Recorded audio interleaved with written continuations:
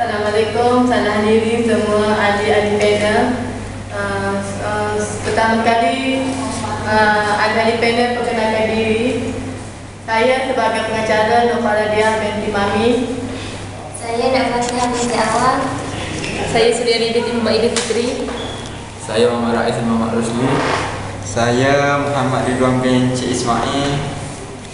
Hari ini kita akan membincangkan tentang pencetusan mogok-mogok buruh India di Malaya pada tahun 1941, membayangkan pengaruh nasionalis India dan pergerakan reformis Dravidia. Sejauh manakah pandangan ini menggambarkan keadaan sebenarnya yang mencetuskan peristiwa mogok itu?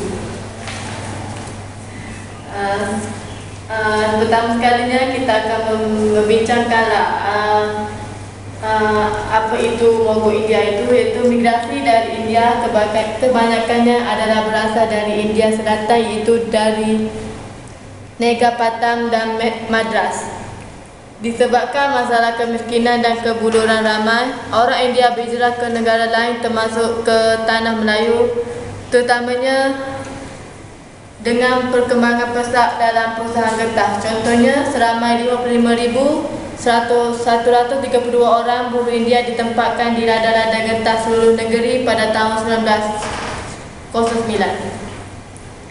Seterusnya kita pergi kepada sub-topik dia, iaitu sementara selebihnya bekerja di sektor pembinaan, landasan kereta api dan buruh am. Kebanyakan buruh India ditempatkan di kawasan-kawasan pantai barat yang maju dari segi peladangan getah dan pengangkutan jalan kereta api. Kemasukan mereka yang ramai ini membawa kesan-kesan sosial dan seterusnya mengalami kemelesetan ekonomi pada tahun 1930-an. Kesan sosial ini dan seterusnya kesan ini menimbulkan pemogokan buruh India terutamanya di daerah Kelang. Kajian ini akan membincangkan apakah tuntutan kaum buruh India pada tahun 1941 dan seterusnya kesimpulan yang boleh didapati dari mogok buruh India ini. Seterusnya kita akan pergi ke latar belakang daerah Kelang. Mogok India berlaku di daerah Kelang. Kelang adalah bandar di Raja Selangor, terletak lebih kurang 4 km ke barat daya kota Kuala Lumpur. Banyak pendapat tokoh sejarawan mengenai nama asal Kelang seperti pendapat Tom Pierre, John Anderson dan T.J. Newbold bahawa perkataan Kelang berasal daripada perkataan Melayu purba calang yang bermaksud biji timah. Namun pendapat yang tepat ialah pendapat C.O. Bangla bahawa perkataan Kelang berasal dari bahasa Mon Khmer, iaitu Klong, Blong dan Kelang yang bermaksud gudang, pasar dan tempat simpanan makanan. Tentunya kita pergi kepada hasil utama Kelang adalah biji timah pada awal abad ke-16 hingga abad ke-18. Hasil lain adalah tanaman kopi. Menurut John Smith, kejayaan tanaman kopi di Kelang adalah kerana kesuburan tanahnya tanpa memerlukan baja. Seterusnya digantikan dengan tanaman getah pada awal abad ke-20. Misalnya tahun 1904 hampir semua tanah di Kelang hingga batu 3 telah ditanam dengan getah. Sementara dua bandar Kelang ditanam sagu, kafe dan lada. Seterusnya kita pergi kepada adik panel kedua, iaitu membincangkan tentang tuntutan-tuntutan.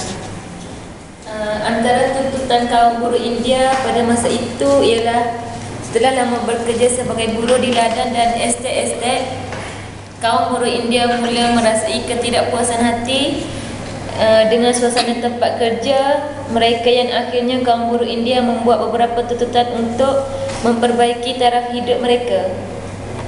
Antara tuntutan yang pertama yang diperjuangkan oleh kaum buruh India ialah untuk mendapatkan kenaikan gaji yang turut diperjuangkan oleh Persatuan India Daerah Kelang PDIK yang dipimpin oleh R.N. Nathan dan Y.K. Menon. Ini berdasarkan buruh India dibayar gaji dan upah mengikut bilangan hari mereka bekerja dalam 1 bulan. Buruh India dibayar sebanyak 35 sen sehari jika bekerja selama 20 hari, 40 sen sehari jika 24 hari bekerja dan 45 sen sehari jika bekerja selama 28 hari. Jika jika 10 hari hujan buruh India hanya mendapatkan 35 sen sehari jika menoreh 20 hari. Ini berbanding dengan buruh Cina yang dibayar gaji 75 sen sehari kerana majikan pendapatan buruh Cina lebih sihat, rajin dan cekap berbanding dengan buruh India. Dengan gaji yang tidak setimpal dengan tenaga buruh India, maka mereka tidak dapat menampung perbelanjaan bagi barang keperluan asas dan seterusnya, menyebabkan mereka sering dijangkiti penyakit seperti malaria. Disebabkan berlakunya diskriminasi mengenai bayaran gaji antara buruh Cina dengan buruh India walaupun di bawah majikan yang sama, berdasarkan tuntutan timbul dari buruh India supaya gaji antara mereka diselaras, sama dan seragam. Buruh Cina boleh mendapat gaji sehingga RM2.10 sehari, sedangkan buruh India mendapat maksimum 70 sen sehari. Alasan berlakunya diskriminasi ini ialah majikan terpaksa menyediakan tempat perumahan, bekal air dan sebagainya berdasarkan seterusnya. Terima kasih ahli panel kedua atas pendapat tentang tuntutan. Seterusnya kita pergi kepada ahli panel ketiga akan memberi sedikit isu melalui tuntutan ini. Okey, Assalamualaikum. Tuntutan seterusnya kaum buruh India ini adalah untuk menuntut diperbaiki taraf sosial mereka di estet-estet yang didiami oleh mereka. Satuan India Daerah Kelang iaitu PDIK berjuang untuk menamatkan ikatan-ikatan panelistik yang menghalang usaha untuk meninggikan taraf sosial dan ekonomi kerja estet India. Kaum buruh India khususnya di Lala dan Kedah meminta supaya sekolah-sekolah yang lebih baik sediakan dan kemudahan perubatan yang bermutu baik. Contohnya ialah Rabindra dan dia menyatakan golongan kasta terendah sering dizalimi, dianiaya dan sekat peluang mereka untuk hidup dalam keadaan yang lebih baik. Anak-anak mereka tidak dapat peluang untuk belajar. Lebih baik mereka berhijrah ke tempat lain dan tidak melakukan sistem itu. Namun begitu, penghijrahan mereka ke tanah Melayu tidak seperti yang mereka harapkan. Buruh India masih lagi ditindas. Kebajikan hidup mereka di estet tidak diendapkan oleh para tenggani. Gaji buruh India yang disertai oleh majikan para tenggani untuk dialihkan kepada mereka dibuat berbagai pemotongan untuk mengapa keuntungan. Sistem kali ini berterus sehingga terjadinya Perang Dunia Kedua. Tuntutan seterusnya ialah supaya masa bekerja mereka dipendekkan, iaitu pada 10 hingga 12 jam sehari. Pukul 4 pagi dan berakhir 4 atau 5 petang. Sedangkan ini adalah petang yang mengaku buruh tahun 1923, iaitu semua buruh dikehendaki bekerja tidak lebih dari 9 jam sehari. Daripada itu juga dia menyebabkan mereka tidak mempunyai masa untuk berehat dan akibatnya mereka mudah mendapat penyakit. Dengan jumlah pokok jumlah antara 400 hingga 500 batang pokok getah yang ditoreh, ia menimbulkan rasa tidak puas hati dengan ketamakan para majikan. Kaum buruh pula terpaksa mengangkut susu getah ke tempat pengumpulan yang jauh ini, dan ini amat menyakitkan mereka. Terima kasih kepada ahli panel kita yang ketiga, iaitu menghuraikan tentang tuntutan-tuntutan. Seterusnya kita pergi kepada ahli panel keempat yang akan memberi sedikit ulasan tentang tuntutan ini. Assalamualaikum. Antara tuntutan yang seterusnya kaum buruh India adalah menggantikan para kerani estet yang kejam dengan orang-orang yang boleh berbahasa Tamil. Ini kerana berbangkit dengan pertikaian antara buruh-buruh Tamil dengan kerani-kerani Malaya yang perlu majikan. Buruh India juga tidak mempunyai hak untuk bersuara. Cara kehidupan mereka juga dikendalikan oleh golongan kerani dari kaum Malaya dan Tamil yang berpelajaran Inggeris. Oleh sebab mereka berhubung rapat dengan kerajaan British, mereka dianggap sebagai kelas atasan dalam masyarakat India. Dari keadaan ini muncullah pemimpin-pemimpin sosial yang menganggap Mereka adalah jurucakap kaum India, sedangkan kaum India buruh India yang lebih besar jumlahnya diketepikan. Akhirnya, tuntutan-tuntutan sosial ekonomi ini telah digunakan oleh Persatuan India Daerah Kelang yang dipimpin oleh N.R. Narhan dan Y.K. Menon sebagai perkara utama dalam memperjuangkan nasib kaum India di tanah Melayu. Kepentingan kaum India seperti menuntut diadakan wakil dalam Majlis Mesyuarat Negeri yang menambahkan niat mereka untuk bergiat dalam politik tanah Melayu, kebebasan untuk menaiki basikal di hadapan pengurus-pengurus Eropah, kebebasan bercakap dan berhimpunan, serta kebenaran kepada saudara mara dan sahabat anda untuk masuk ke dalam estate dan kebenaran untuk buruh menunggu persatuan yang menjaga kepentingan mereka. Terima kasih kepada ahli panel. Selanjutnya kita pergi kepada ahli panel yang terakhir akan memberi kesimpulan tentang tercetusnya mogok-mogok buruh India di Malaysia, di Malaya ini. Dipersilakan. Assalamualaikum dan selamat petang. Kesimpulan daripada masalah ekonomi sosial yang berlaku tidak ditangani dengan baik oleh pihak kerajaan dan majikan telah mengakibatkan berlakunya mogok besar di Kelang yang didandangi oleh Persatuan India Daerah Kelang dan Central India Association of Malaya CIM. Memogokkan ini telah membimbangkan kerajaan British dan ditambah dengan suasana perang di Eropah. Pemogokan yang berlaku telah menyedarkan pihak kerajaan dan para majikan bahawa persoalan sosial ekonomi di kalangan kaum buruh India di Kelang merupakan sebahagian daripada perjuangan politik yang menarik minat kaum India di tanah Melayu.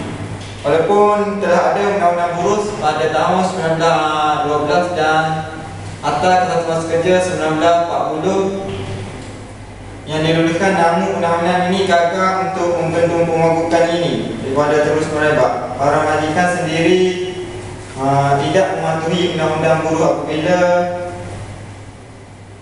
majikan tidak menyediakan kemudahan asas yang sempurna untuk pekerja mereka seperti sekolah, perkanan air, perubatan dan perubatan.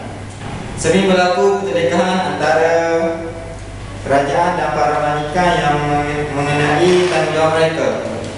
Mereka hanya memikirkan keuntungan semata-mata dan tanpa memikirkan kebajikan buruh India.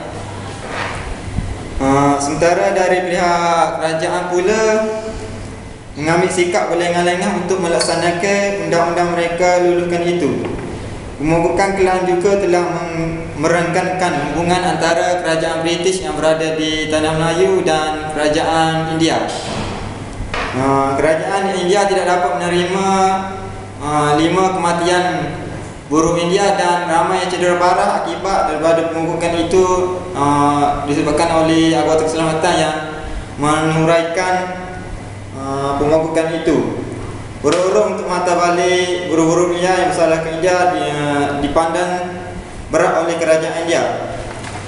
Kerajaan di India yang mendesak supaya satu Suruhanjaya ditubuhkan bagi menyiasat pemogokan yang berlaku tidak disenangi oleh kerajaan di tanah Melayu. Jika diterima seolah-olah maruah kerajaan di tanah Melayu memberi kemenangan kepada ahli-ahli politik India.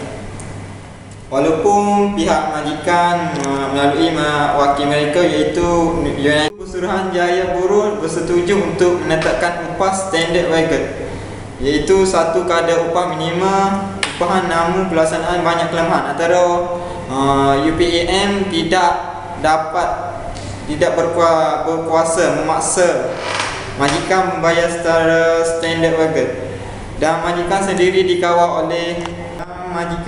dikawal oleh dasar syarikat, terutamanya para pengarah Rubber Grower Association di London.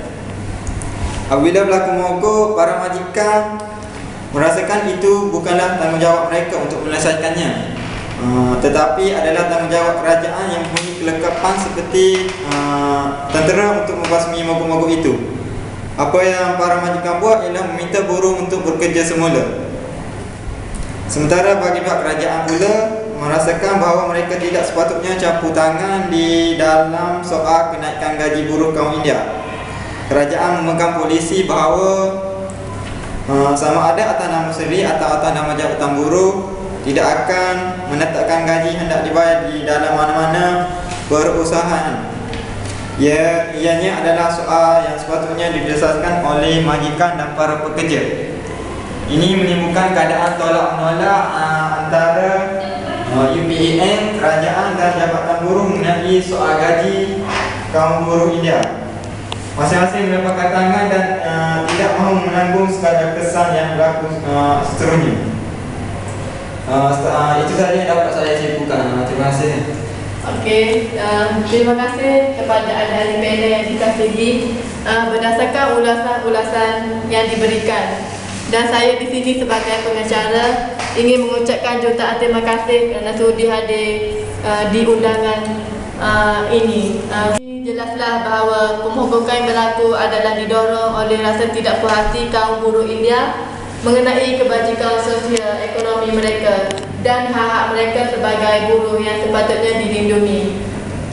Gaji yang rendah, kemudahan sosial yang kurang dan pekerjaan yang amat berat susah diterima oleh mereka.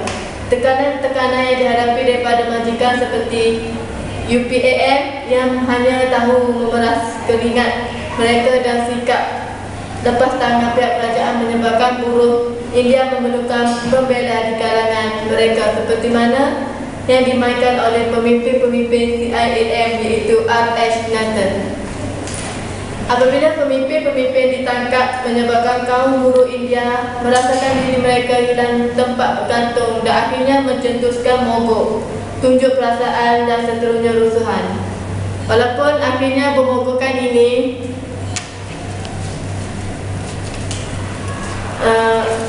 Presiden CIAM Rajan Hawan yang ditemani oleh R.H. Nathan dan Y.K. Menon akhirnya berjaya dalam tuntutan kepada UPAM. Apabila UPAM bersetuju menaikkan gaji buruh kepada 60 sen sehari bagi buruh India dan 50 sen sehari untuk buruh wanita. Walaupun pemimpin-pemimpin CIAM ini akhirnya ditangkap kerana dituduh sebagai subversif kerana bersubahag dengan Kongres India dan Jepun, namun mereka telah meninggalkan asas penting kepada perjuangan kaum India di dalam politik. Tanah Melayu dan seterusnya Persekutuan Tanah Melayu dengan kemunculan parti Malaya India Congress MCA. Buat pertama kalinya kerajaan kolonial Tanah Melayu yang menghadapi tekanan daripada pejabat tanah jajahan serta mogok-mogok yang serius berlaku, mengakui bahawa masalah pemburuhan harus diselesaikan melalui organisasi kesatuan sekerja yang sah. Sebenarnya perubahan sikap terhadap kegiatan papasan oleh pasukan keselamatan, namun ianya menjadi tapak bagi kaum India untuk mengubah taktik Syekh Bon King Abu Talib kolonialisme di Malaysia. Seterusnya pergi kepada kolonialisme di Malaysia. Politik mereka daripada bercorak radikal dan militan kepada bercorak lebih sederhana. Inilah yang diseru oleh N. Raja Hawan kepada buruh India supaya berhenti mogok dan menyelesaikan masalah secara rundingan.